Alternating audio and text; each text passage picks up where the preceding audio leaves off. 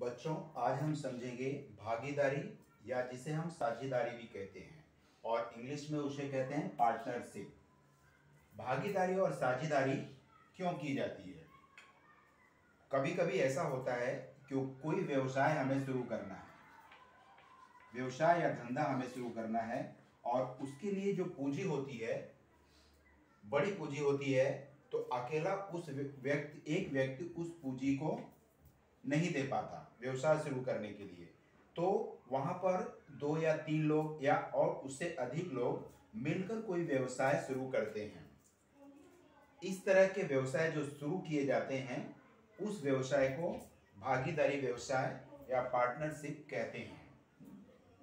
Partnership व्यवसाय में क्या होता है कि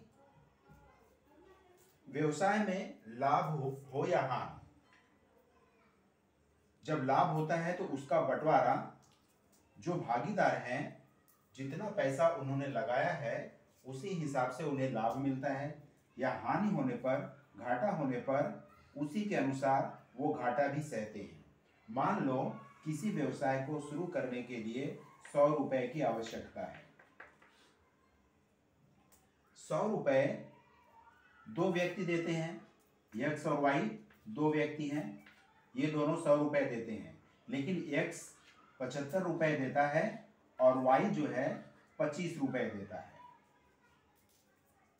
तो इसकी पूंजी 75 रुपए है, इसकी पूंजी 25 रुपए है। जरूरी नहीं है कि दोनों आधा आधा ही दें, कम ज्यादा भी होता है। इसके बाद इन दोनों के व्यवसाय में यदि 100 रुपए का फायदा हो गया, फायदा या लाभ, 100 रुपए का फायदा हो गया, तो इनको जो लाभ है वो भी इनके लगाए गए पूंजी के अनुपात में ही प्राप्त होगा। यानी इस लाभ में 75 रुपए एक्स को और 25 रुपए वाई को प्राप्त होगा। अब हम प्रश्न संग्रह 39, जो कि भागीदारी या पार्टनरशिप पर आधारित प्रश्न है, उन प्रश्नों को हल करेंगे। जैसे इसमें पहला प्रश्न हमें दिया हुआ है, सुरेश और रमेश ने 1,44,000 रुपए निवेश कर 4:5 के अनुपात में एक भूखंड खरीदा। कुछ वर्ष पश्चात उसे बेचकर उन्हें 20% लाभ हुआ, तो प्रत्येक को कितना लाभ हुआ? अब यहाँ पे हम देख सकते हैं सुरेश और रमेश दोनों ने मिलकर व्यवसाय किया था और उनका जो निवेश था उसमें जो पूंजी उन्होंने लगाई थी 4 और 5 के अनुपात में लगाई थी।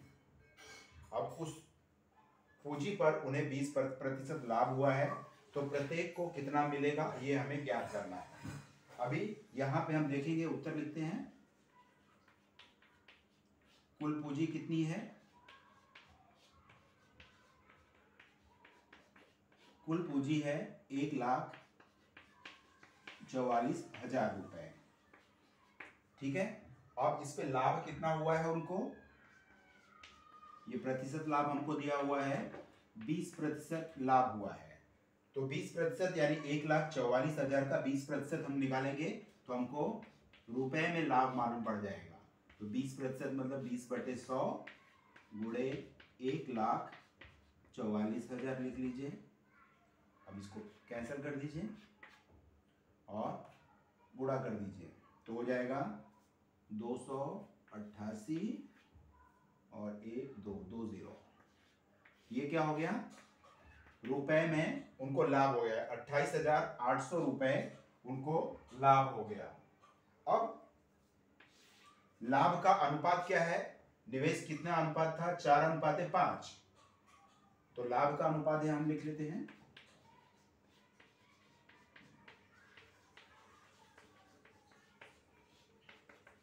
4:5 है। यानी माना कि उसको 4x लाभ हुआ और उसको 5x लाभ हुआ। सुरेश को माना सुरेश का लाभ बराबर 4x और रमेश का लाभ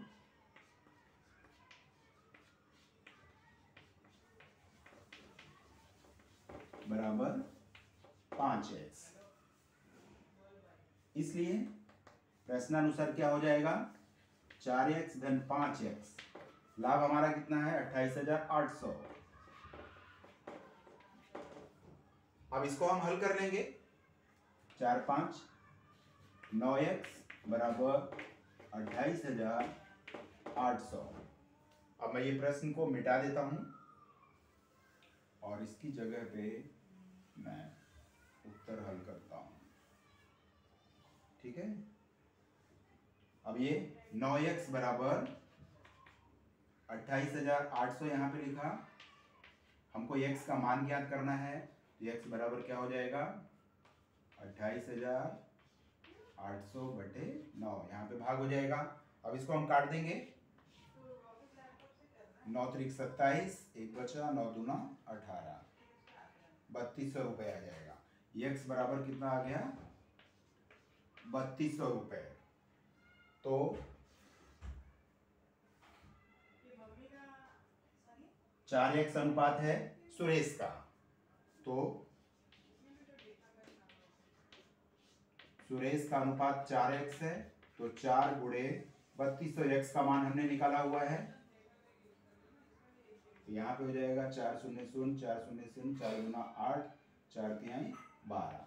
ये हो गया सुरेश का अनुपात। और रमेश का अनुपात कितना हो जाएगा, 5x है, तो 5 गुणे x का मान कितना है, 3200, तो हो जाएगा 5 0 0 5 0 0 5 गुना 10 की 0 हासिल है, 5 3 15 1 16। इस तरह से हमने देखा कि सुरेश का लाभ में, सुरेश का जो लाभ हुआ था 20% में, सुरेश को मिलेगा 12,800 रुपए और रमेश को मिलेगा 16,000 रुपए।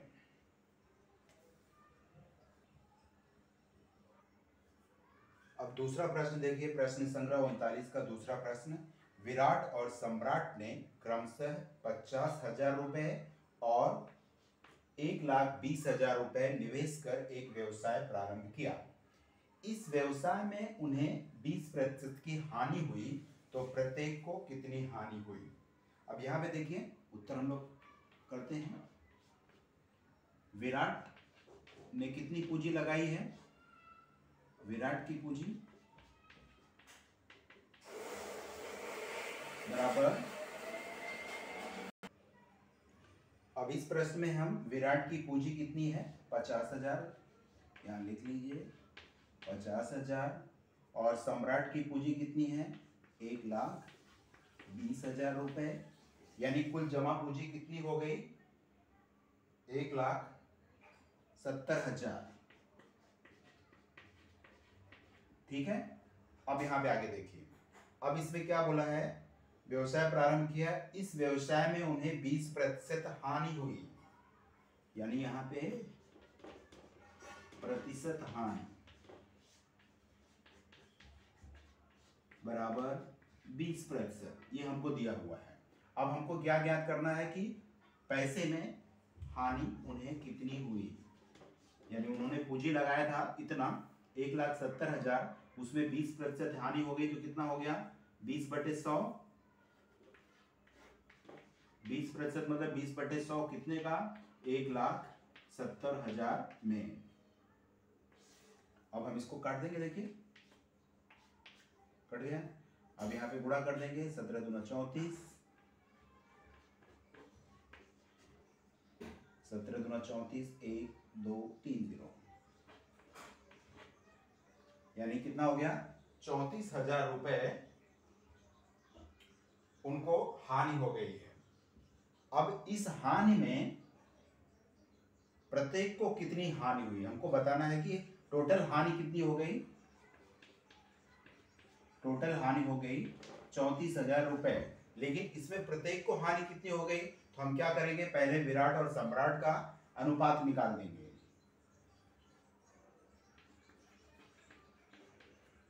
विराट और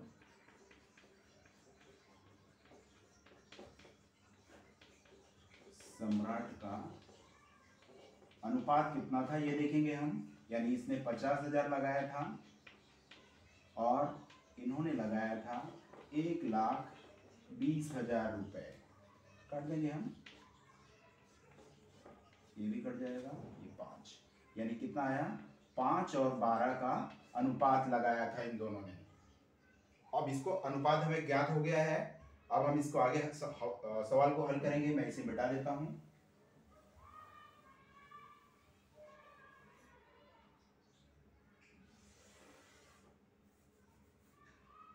अब माना विराट की हानि बराबर 5x और सम्राट की हानि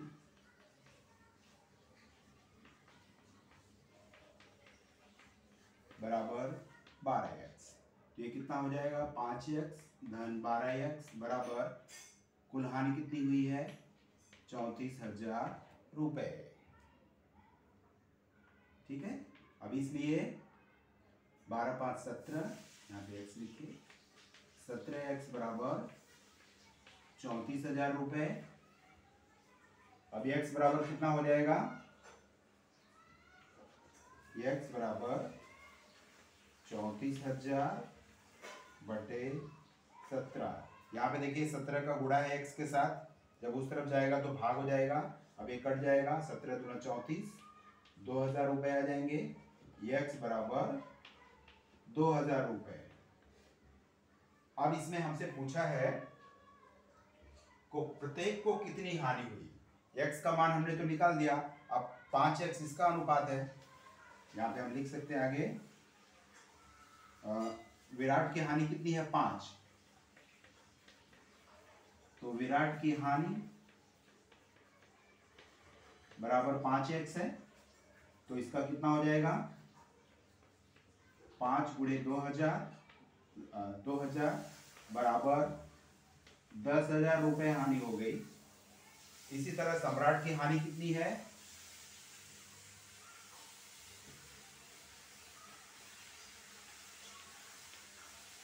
बराबर सम्राट की हानि 12x है, तो ये कितना हो जाएगा 12 गुणे 2,000 यानी 24,000 रुपए। ठीक है, 24,000 रुपए सम्राट को हानि हो जाती है और विराट को 10,000 होती है। इस तरह से हमारा ये प्रश्न हल हो गया। अब ये जो तीसरा प्रश्न है, प्रश्न संग्रह 39 का, उसको मैं बोर्ड पे न लिखकर उसे पढ़ के बता रहा हूँ, क्योंकि लिखने में बोर्ड ज़्यादा कवर हो जाएगा, प्रश्न का उत्तर हल करने में समस्या होगी, इसलिए मैं उस प्रश्न को पढ़ के सिर्फ बता रहा हूँ। श्वेता, पीयूष और नचिकेत इन तीनों ने मिलकर सोलापुर चादर और टॉवेल बेचने का व्यवसाय 80,000 रुपए निवेश करके प्रारंभ किया। उसमें से श्वेता की पूंजी 30,000 रुपए थी और पीयूष की पूंजी 12,000 रुपए थी। वर्ष के अंत में उन्हें 24% लाभ हुआ, तो नचिकेत की हिस्सेदारी कितनी थी। नचिकेत को लाभ की रकम कितनी मिलेगी। अब इस प्रश्न को हम हल करते हैं। कुल निवेश जो था तीनों का मिला करके, कुल निवेश बराबर 80,000 रुपए थे। उसमें से श्वेता ने 30,000,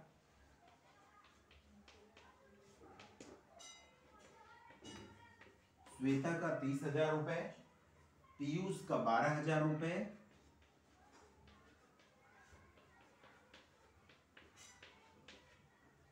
और बाकी बचा हुआ नचिकेत ने दिया था। यानी नचिकेत का कितना हो गया हम निकाल लेंगे। 80,000 रुपए में से इन दोनों को हम जोड़ लेंगे, इन दोनों को प्लस करेंगे, दोनों को प्लस किया तो ये हो गया 42,000 रुपए। तो यहां से हम 42,000 घटा देंगे और जब 42,000 घटा देते हैं तो उत्तर आता है 38,000 रुपए। यानी नचिकेत की पूंजी कितनी लगी थी 38,000 रुपए। अब इसके बाद वर्ष के अंत में उन्हें 24% का लाभ हुआ। अब यहां पे लिख देते हैं लाभ कितना था, 24%, यानी कुल, तो रुपए में हम लाभ ज्ञात कर लेंगे, बराबर 24/100 गुणे हमारी पूंजी कितनी लगी थी, 80,000 रुपए। 80,000 का 24% निकालेंगे, कैंसल।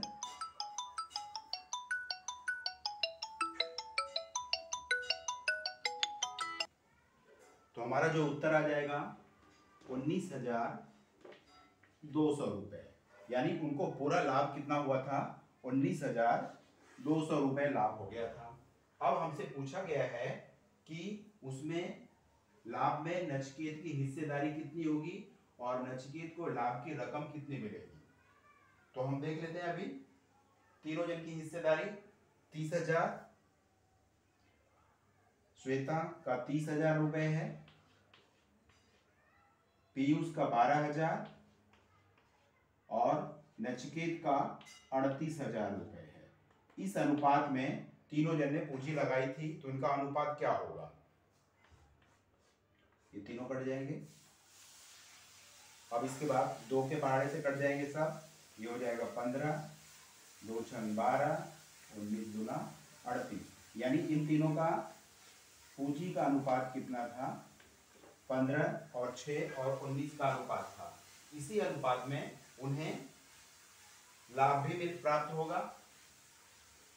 तो ये कितना हो जाएगा, 15x plus 6x plus 19x बराबर 19,200 रुपए जो लाभ हुआ था उसी अनुपात में बढ़ जाएगा। 15 तो हो जाएगा ये 40x, 19,200, x बराबर कितना हो जाएगा, 19,200 बटे 40, कैंसिल कर देंगे हम, 4 से काटेंगे, 4 चौक 16, 4 अठे 32, 480 आया। x बराबर कितना आया, 480। अब हम इसमें हमसे खाली सिर्फ नचिकेत का पूछा हुआ है, नचिकेत को लाभ की कितनी रकम मिलेगी। तो नचिकेत का हमको मालूम है कि 19 है अनुपात में, यहाँ पे हम क्या करेंगे, नचिकेत का सिर्फ निकाल सकते हैं हम लोग। नचिकेत का 19x है, तो 19x का मतलब होता है 19 गुणे 480। जब 19 गुणे 480 करेंगे तो हमको मिलेगा 9,120 रुपए। 9,120 रुपए का लाभ नचिकेत को प्राप्त होगा। अभी प्रश्न संग्रह के जो चौथा प्रश्न है वो थोड़ा बड़ा प्रश्न है, इसलिए मैंने प्रश्न को यहाँ पे लिखा नहीं है। प्रश्न के उत्तर को मैंने यहाँ पे आपके सामने पूरा करके दिया हुआ है। समय का अभाव है और जगह की कमी की वजह से मैंने सिर्फ उत्तर दिया हुआ है, आप लोग इसे ध्यान से देख लीजिए। प्रश्न संग्रह का प्रश्न 5वां भी एक बड़ा प्रश्न था। उस प्रश्न को भी मैंने, ये जो प्रश्न है 5वां प्रश्न, ये बड़ा प्रश्न था, उस प्रश्न के भी मैंने उत्तर यहाँ पे लिख दिए हैं। आप लोग इसे समझ करके उतार लीजिए। ना समझ में आए तो आप मुझसे बाद में भी पूछ सकते हैं।